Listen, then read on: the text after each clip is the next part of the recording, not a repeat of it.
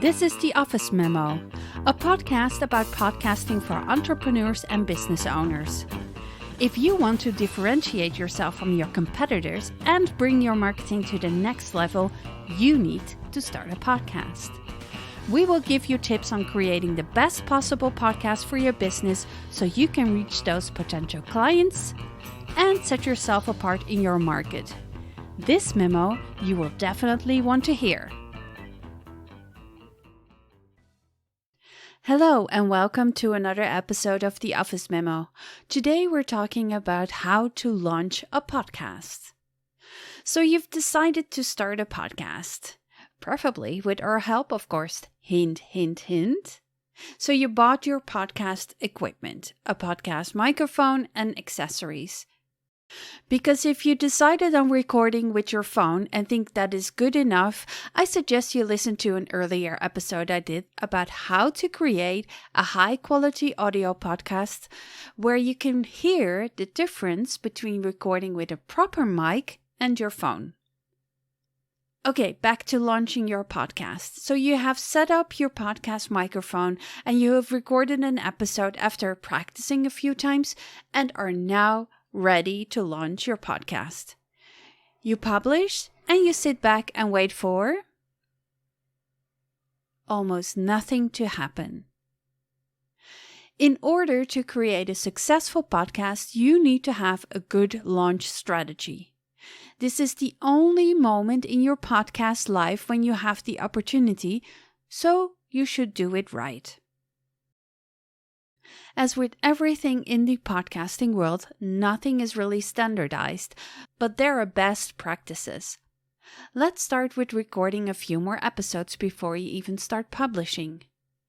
It is best to publish a few episodes at once on your chosen launch date so people can binge listen and really get an idea of what the podcast is about.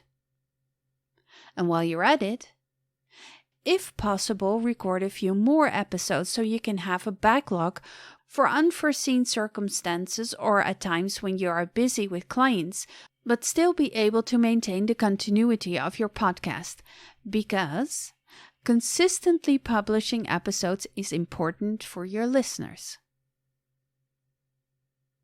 I've already mentioned it. Set a launch date for the first episodes to be published on a podcast hosting platform.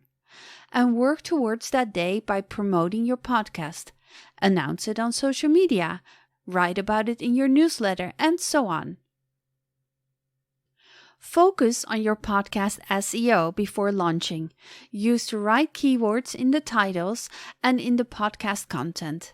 That way your podcast will come up in Google searches if people use these particular keywords. Make sure the titles of your episodes are clear and unique. Do not use any dates or episode numbers in the titles. If you're unclear of what podcast SEO is, please listen to an earlier episode I did with Jen Kurtak, where we talk about what podcast SEO is, how you find the right keywords, how you implement it, and what the benefits are. Another action which is related to podcast SEO is to have your podcast page ready on your website. So once the first few episodes are published, you can add them to the website. Add a podcast player so people can listen to the episodes directly, and add extra value by creating a summary of the episodes and a transcript. In the summary or show notes, you can add extra information for your listener or potential listener if the latter has landed on your podcast page through a Google search. Extra value in the form of freebies, more in-depth information about the subject of the episode, perhaps sign up for your newsletter, and the list goes on.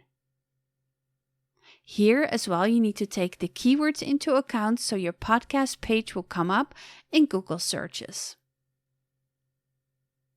Once the podcast is launched and the first few episodes are published, it is time for promotion. Social media is an obvious place to promote your podcast, but there are other ways as well where you can promote your podcast. Being a guest on other podcasts is also a good idea. That way you can mention your own podcast to an audience who are already podcast listeners. Apple Podcasts, still one of the biggest podcast players there is, has an option to submit your podcast to the new and noteworthy list. If your podcast is chosen, it can bring you a significant boost in listeners who in turn can recommend your podcast to their family and friends if they find the content worth sharing. To be considered to this new and noteworthy list, your podcast should meet certain criteria. The quality of your podcast sound should be really good. So, I come back again to the recording on your phone, in your car, and yes, I've heard of podcasters who do this. So no background noises, an engaging intro and outro, and no echoes. The content needs to add value to the listener. It needs to have a fresh perspective and unique insight on topics, and when interviewing, the conversation needs to be engaging and directed to the listener. Your podcast artwork should follow the guidelines that Apple requires. I will post these in the episode description and show notes. Apple also looks at the downloads, so you need to put a lot of effort into promoting your podcast before and during the first few weeks. The best time to be considered for the new and noteworthy list is in the first 8 weeks of launching your podcast. That doesn't mean you can't do it later, but to take advantage of this opportunity and to get those extra listeners that can start off your podcast, it is simply a good idea to do this in this time frame. The requirements from Apple Podcasts to get on this new and noteworthy list are a good benchmark for your podcast. If you use these guidelines, you have a higher chance of success. Setting up and launching a podcast for your business is a lot of work, if you do it correctly.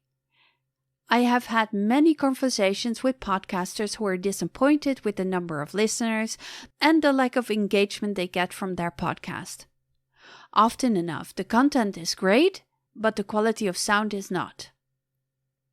The episodes have not been edited, so the long pauses, uhs and ahs and mistakes remain, which makes it hard to listen to it. They often do not use good keywords in their titles and episodes, so people won't find the podcast through organic search, and their promotion of the podcast is not up to standards that it should be. And I'm not even mentioning consistently publishing new episodes, which I just mentioned. I understand that a lot of podcasters quit after a season, finding it more of a hassle than an asset. It's a shame, because with a podcast you can really bring your marketing to the next level.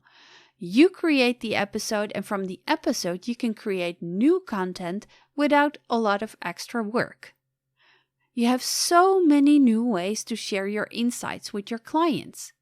And with the proper podcast SEO, your podcast and your website will attract new listeners and new potential clients just because they found you while Googling with certain keywords and phrases that you have implemented in your titles and content.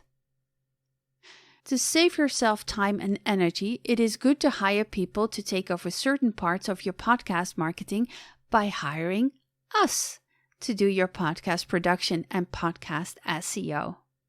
Yes, this costs money, but in return, you get a good quality podcast that people enjoy listening to.